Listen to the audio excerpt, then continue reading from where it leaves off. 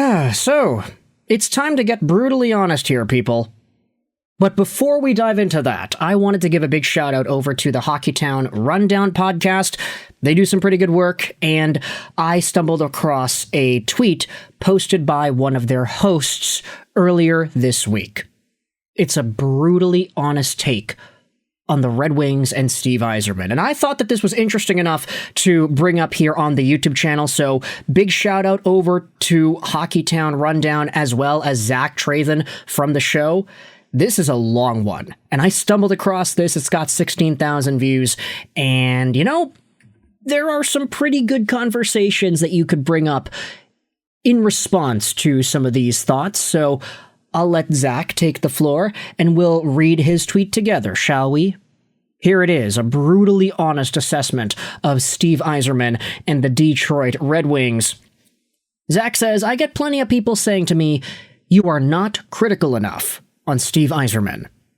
Okay, here you go. Steve Yzerman has made some questionable moves this offseason. You traded a second, plus a fourth, plus Peter Mrazek to get Gibson and let Alex Lyon walk, who has a 3.07 GAA and a .907 save percentage in 12 games played. That would be leading the team. Now, before we continue with the rest of the points here, that is something that we probably should have mentioned at some point earlier on in the season. Amidst all these conversations of Red Wings goaltenders being bad, not up to snuff, Cam Talbot this, John Gibson that, you talk about Alex Lyon.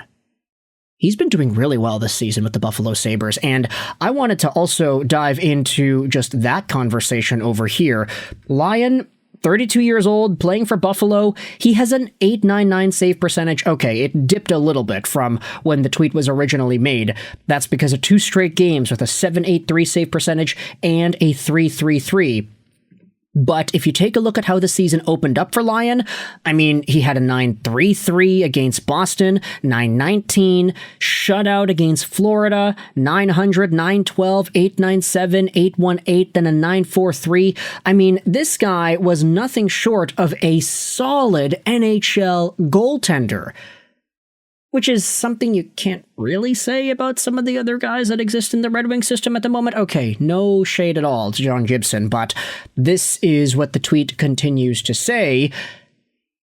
The Hamonic experiment would have been good if he was the 7th D, but he unfortunately continues to be rotated as the 6th D with Jacob Bernard-Docker. I said many times, if he plays more than 5 games played, there's a bigger issue with the team. He is at 15 games and is a -10 plus-minus. Now, we're not going to sit here and pretend like plus-minus is the be-all and end-all, but Travis Hamonic has not been good, so yeah, you could probably agree with that sentiment there. JVR has finally found somewhat of a groove, but was MIA for the first month and a half of the season, albeit he didn't train with the team until the season started. Mason Appleton has reverted back to a checking role where the offense has completely disappeared. But here's a reminder. This is kind of what people wanted. Steve did what he could to leave room for rookies and other players to earn their way onto the lineup. ASP, Finney, MBN, Danielson. More than likely, we'll see more if this team continues their trajectory of the season. Players on the team with less than 164 games played in the NHL, which is 2 full seasons. You've got Edvinsson, Aljo, JBD, ASP, Finney, Danielson, and MBN, who was on the team, and then who got sent down. Zach says, almost 1/3 of this roster is still getting used to the NHL. This is to be expected, and it will happen, but from a veteran standpoint, we cannot just expect Yzerman to wave a magic wand and expect him to make this team better based on what we expect out of him. He got what he could get without potentially hurting the franchise for years down the line. And don't forget that it takes 2 to tango. Not every one of your favorite free agents is going to want to come to Detroit. Blame the GM all you want, but getting that player to commit to one spot where there are 30 other choices isn't the greatest odds of getting the player you might want.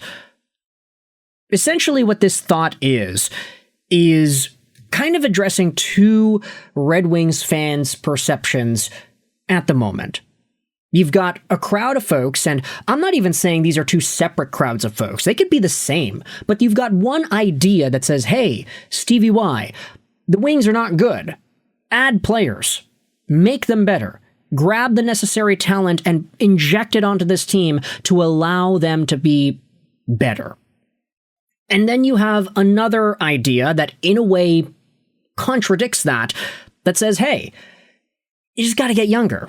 Let these young guys come in, let them develop, let them get up to speed, and then we can start to take competing and contending seriously as a franchise. But I like what Zach does over here, even though there were guys that were added and that haven't necessarily been the most amazing. You can say Hamonic, you can say JVR took a while to get going, you can say Appleton has regressed, but this is kind of what people wanted. Room for the rookies, room for the young guys, and a roster that was relatively young put together on paper, and they're relatively inexperienced too.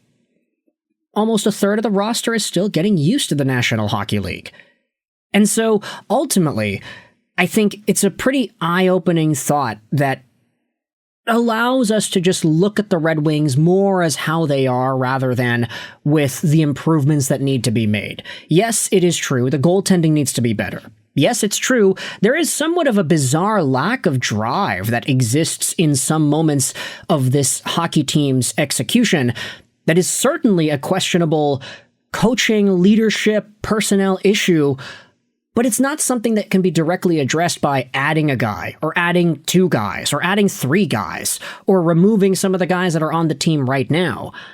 I think there are bigger fish to fry when it comes to addressing the status quo of the Detroit Red Wings, and specifically on that work ethic engagement issue.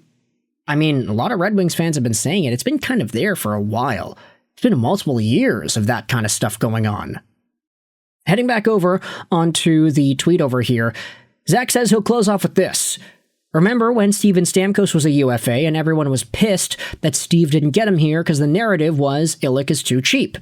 Well, Stamkos has 7 points in 23 games and a plus-minus of -10 this year.